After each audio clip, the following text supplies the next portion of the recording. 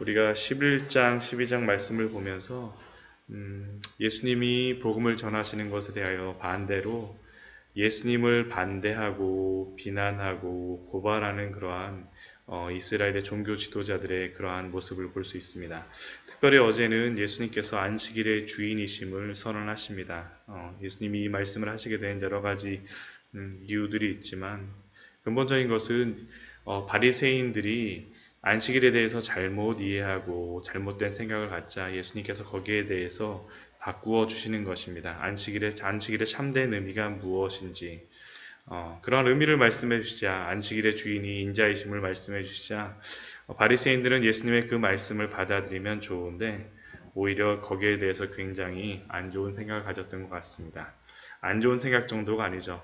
오늘 말씀 14절 말씀을 보면 바리새인들이 나가서 어떻게 하여 예수를 죽일까 의논하거늘 단순히 안식일 문제로 대립하는 것을 넘어서서 거절하는 것을 넘어서서 이제는 행동하고자 예수님을 죽이고자 하는 그들의 모습을 발견할 수 있습니다. 앞에 그 마태복음 10장에서 예수님의 제자 파송 설교를 통하여서 10장 21절 말씀 보면 장차 형제가 형제를 아버지가 자식을 죽이는 데까지 내주며 자식들이 부모를 대적하여 죽게 하리라고 알려주셨었는데 실제로 이스라엘 백성들은 메시아이신 그리스도를 죽이려고 지금 하고 있는 거죠. 대적하여 죽이는 일까지 진짜로 일어나려고 합니다. 그리고 그러한 일들을 모의하고자 합니다. 이러한 사건에 대해서 마가복음 3장 6절에서 동일한 사건을 무엇이라고 이야기하냐면 한 가지를 더 하고 있습니다. 마가복음 3장 6절 같이 한번 찾아볼까요? 이것이 한 가지 더 들어가 있습니다. 이 사람들이 어느 정도까지 마음을 먹었었는지 마가복음 3장 6절입니다. 같이 읽겠습니다. 신약성경 56페이지입니다. 같이 읽을게요. 시작. 바리새인들이 나가서 곧 헤롯 당과 함께 어떻게 하여 예수를 죽일까 의논하니라. 단순히 바리새인들만 예수님을 죽이려고 했던 게 아니라 헤롯 당과 함께 죽이려고 해요. 근데 이 바리새인들의 적이 누군지 아십니까? 종교적인 적이 바로 헤롯 당입니다. 헤롯 당. 바리새인들은 하나님의 말씀에 대하여서 굉장히 지키려고 나름대로 굉장히 노력하는 사람들이었어요. 반면에 헤롯 당은 어떤 사람들이냐면 정치권들과 야합한 그러한 종교 지도자들이라고 굉장히 그들이 싫어하였습니다. 그런데 이들이 하나가 되어집니다. 무엇 때문에요? 예수 그리스도를 죽이는 것에 대하여서는 하나가 되어지는 거죠. 우리가 복음을 전할 때 복음 안에서 크리스천들이 하나가 될 수 있지만 오히려 복음으로 인하여서 우리가 다른 주변의 그러한 사람들이 하나가 될 수 있다는 것도 우리가 알아야 됩니다. 왜 그렇습니까? 그들은 복음을 대적하는 자들이기 때문에 적극적으로 이러한 태도가 나타나는 거죠. 그런데 이러한 것들을 예수님께서 어떻게 하십니까? 15절 말씀 보면 예수께서 아시고 예수님께서는 이들이 이러한 것을 의논하는지 아셨어요. 예수님 앞에서 한 것도 아닙니다. 몰래 그들 헤롯 당과 함께 의논하는 것까지 원수끼리 친구가 되어져서 예수님을 죽이려고 하는 것까지 아셨습니다. 전지하신 하나님이심을 여기서 나타내죠. 예수님은 이 땅에 내려오셨지만 신성을 가지시기 때문에 전지하세요. 하나님과 동일한 속성을 가지고 계십니다. 그런데 그 전지하신 하나님께서 거기에 대해서 어떻게 반응하십니까? 거기를 떠나가시니. 예수님은 거기에 대해서 반응하지 않으세요. 그냥 떠나가십니다. 떠나가세요. 만약 예수님이 전지하신 하나님께서 전능하신 그러한 것까지 행한다면 어떻게 해야 되겠습니까? 떠나가시는 것이 아니라 무엇을 해야 됩니까? 심판하셔야 되겠죠. 심판하셔야 됩니다. 그런데 예수님께서는 그들에게 심판하시는 것이 아니라 내가 누구야! 라고 알려주는 것이 아니라 그냥 떠나가십니다. 그리고 그 다음에 무엇을 하십니까? 따르는 많은 사람들의 병을 고치십니다. 병을 고치세요. 그리고 16절 말씀을 보면 자기를 나타내지 말라 경고하십니다. 왜 예수님께서 이렇게 하실까요? 이렇게 하시는 이유는 다른 것이 아니라 예수님이 그렇게 사역하도록 예수님이 어떠한 그들과 대적하여 사는 것이 아니라 예수님이 이렇게 병을 고치시고 자신의 어떠한 일들 하나님께서 명령하신 그대로 순종하시기 위하여 사시는 것이죠. 예수님이 그러면 이 땅에 오셔서 하시는 일들에 대하여서 무엇이라고 성경에 기록되어 있습니까? 이사야서 말씀에 기록된 바라고 말씀하신 바라고 17절 말씀에 나와 있습니다.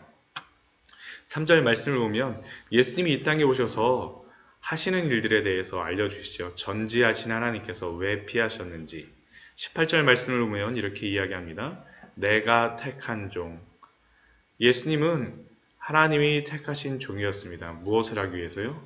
구원하시기 위하여서. 우리가 하나님께 택함을 받는 이유가 무엇입니까? 우리가 구원을 받는 이유가 무엇입니까? 우리가 영원전부터 택정함을 받았다라고 우리에게 에베소서 말씀에 이렇게 이야기합니다. 왜 우리가 그렇게 택함을 받았습니까? 예수 그리스도 안에서 택함을 받은 거죠.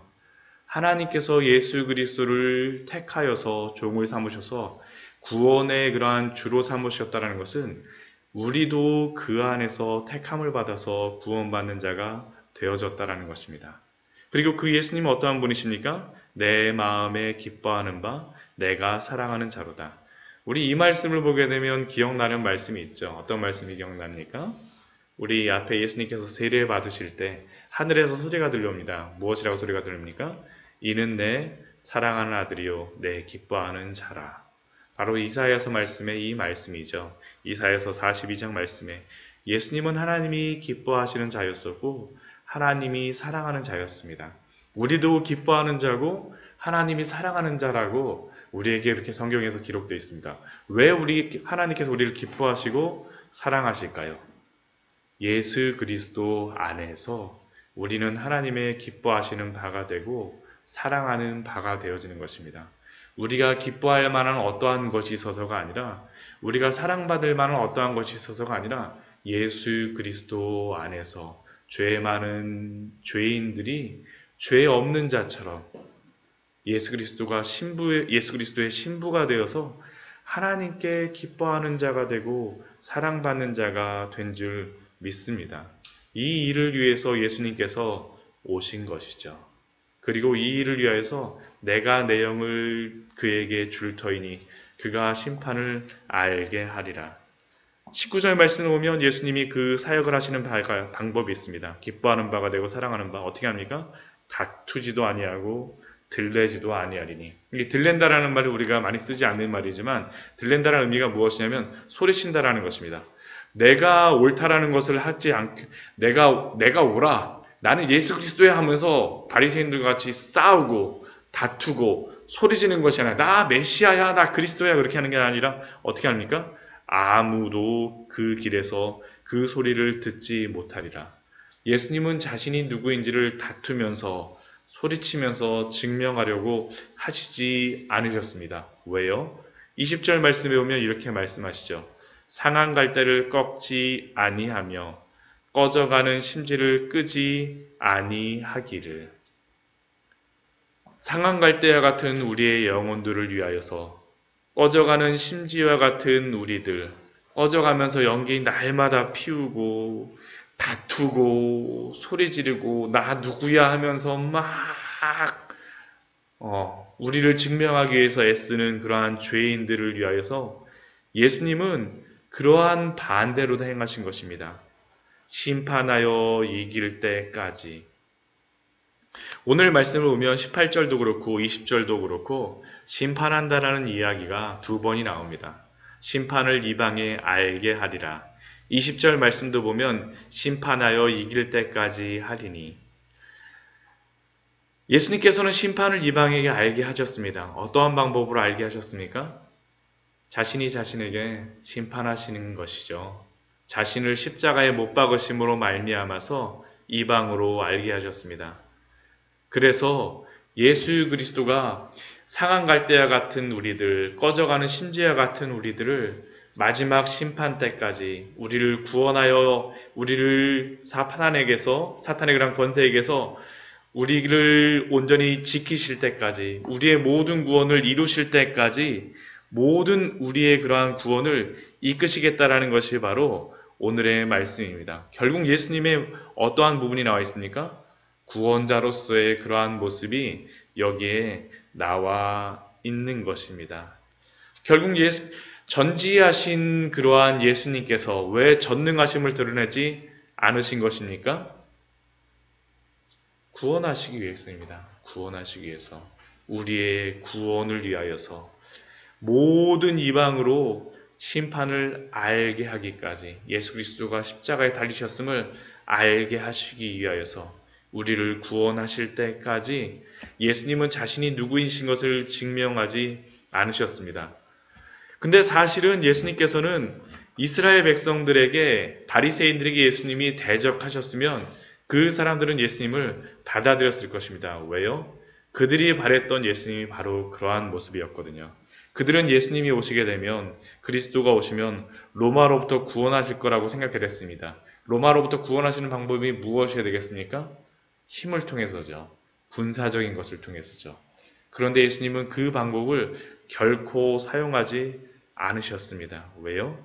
우리의 구원의 주로 오시기 위하여서, 구원하시기 위하여서. 그래서 21절 말씀에서 결론적으로 우리에게 이렇게 이야기합니다.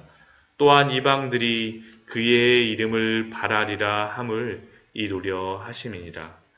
예수 그리스도가 우리에게 그 구원을 허락하여 주심으로 말미암아 그 이스라엘로부터 2000년의 시간이 지나고 또한 지금도 비행기를 타고 9시간, 10시간이 지나는 우리들, 이방들이 예수 그리스도의 이름을 바라게 하시는 일들을 예수 그리스도가 바로 자신이 다투지도 않고 들레지도 아니하심으로 이루신 줄 믿습니다.